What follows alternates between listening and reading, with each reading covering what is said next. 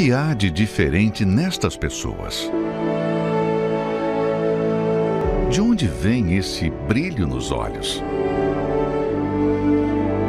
Este é o semblante de quem encontrou a maior riqueza, que mudou completamente as suas vidas. Todas receberam o Espírito Santo. E esta é a grande diferença. É como se a mente de Deus, ela houvesse uma fusão com a minha mente. Hoje eu me vejo completamente diferente de tudo que eu era, de tudo que eu fui, quem eu era.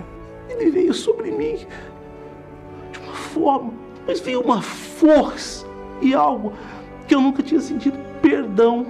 Ele me perdoou. É só a pessoa que recebe o Espírito Santo mesmo, sabe do que eu estou falando, né? Então voltareis e vereis a diferença entre o justo e o ímpio, entre o que serve a Deus e o que não o serve. Fogueira Santa da Diferença, no Templo de Salomão.